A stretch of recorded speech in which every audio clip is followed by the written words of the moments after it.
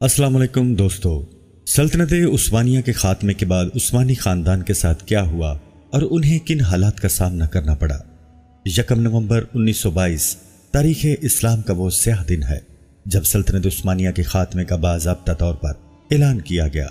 तुर्की में सुल्तान मोहम्मद शशम की हुकूमत को ख़त्म कर दिया गया और मुस्तफ़ा कमाल पाशा की हुकूमत शुरू हुई और सुल्तान मोहम्मद शशम को नापसंदीदा शख्सियत करार देते हुए मुल्क बदर कर दिया गया, जो 17 नवंबर को बजरिया बरतानवी बहरी जहाज माल्टा रवाना हो गए और उनके बेटे शहजादे अर्तुगरुल अफंदी भी उनके हमरा थे और बादशाह वहां से इटली चले गए और उन्होंने अपनी जिंदगी के आखिरी अय्याम इटली में गुजारे। उनकी वफात 16 मई 1926 को सान रेमो इटली में हुई और उनको दमिश्क में सुल्तान सलीम अव्वल मस्जिद के करीब सपुर्द खाक किया गया। सुल्तान मोहम्मद शशम जब तक जिंदा रहे उस्मानी खानदान के सरबराह के तौर पर रहे। दूसरी जानिब 19 दिसंबर 1922 को उनके करीबी अजीज अब्दुल मजीद सानी को नया खलीफा चुना गया, जो 1924 में खिलाफत के खात्मे तक ये जिम्मेदारी निभाते रहे। इसके साथ साथ उस्मानी खानदान को जलावतन कर दिया गया। अंदाजा कीजिए, एक ऐसा खानदान जो 600 साल से ज्यादा अरसा से एक जगह पर हुकूमत कर रहा था, उसी खानदान के लिए उनके अपने मुल्क में जगह तंग हो गई थी। उस्मानी खानदान को समझ नहीं आ रहा था कि ये सब उनके साथ क्या हो रहा है। जलावतन होने वाले उस्मानी खानदान के अफराद की कुल तादाद उस वक्त 156 थी। उनमें सुल्तान के साथ बहुत से शहजादे, शहजादियां और अजवाज वगैरह शामिल थीं और कुछ नौकर वगैरह भी उनके साथ थे जो अपने मालिकों का साथ कभी नहीं छोड़ना चाहते थे। इसके साथ इस खानदान के तमाम दामाद भी जलावतन किए गए और खानदान के इन तमाम अफराद को यकतरफा पासपोर्ट दिया गया। जब मुस्तफ़ा कमाल पाशा ने खिलाफत का खात्मा किया तो आले उस्मान को रातों रात घरेलू लिबासी में यूरोप भेज दिया गया। शाही खानदान मलका और शहजादों ने इल्तिजा की कि यूरोप क्यों, हमें उर्दन, मिस्र या शाम के किसी अरब इलाके में ही भेज दिया जाए। लेकिन सहूनी आकाओं की हिदायत वाज़े थी, अपनी आतिश इंतकाम को ठंडा करना और उनको आखिरी दर्जे तक जलील करना मकसूद था। चुनाचे किसी को यूनान में यहूदियों के मस्कन सालोनिक और किसी को यूरोप रवाना किया गया और आखिरी उस्मानी बादशाह और उनकी अहलिया को रातों रात फ्रांस भेज दिया गया और उनकी तमाम जायदादें जब्त कर ली गईं।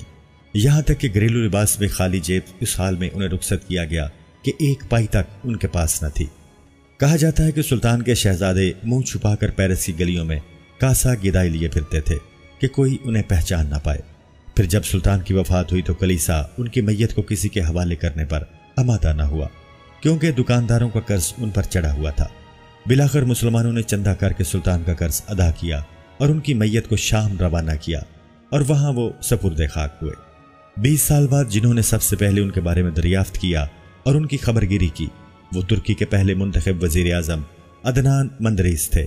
शाही खानदान की तलाश के लिए वो फ्रांस गए और वहां जाकर उनके हवालों कवायफ उन्होंने मालूम किए।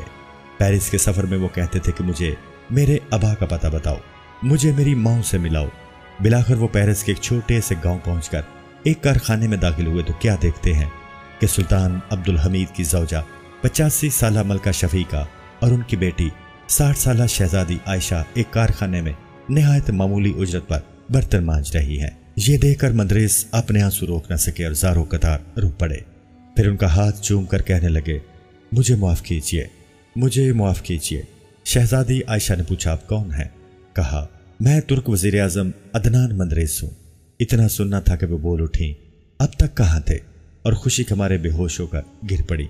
अदनान मंदरेस जब अनकरा वापस गए तो उन्होंने कमाल अतातुर्क के दोस्त और उस वक़्त के तुर्की के सदर जलाल बयार से कहा कि मैं आले उस्मान के लिए माफ़ीनामा जारी करना चाहता हूँ और अपनी माँ को वापस लाना चाहता हूँ।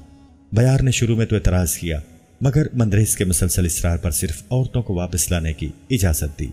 फिर अदनान मंदरेस खुद फ्रांस गए और मलका शफीका और शहजादी आयशा दोनों को फ्रांस से तुर्की ले आए, मगर शहजादों के लिए माफ़ीनामा जारी करके उनको अपने वतन अजीज तुर्की लाने का सेहरा मरहूम अरबकान के सर जाता है, जब वो वजीर आजम के मनसब पर फायज थे।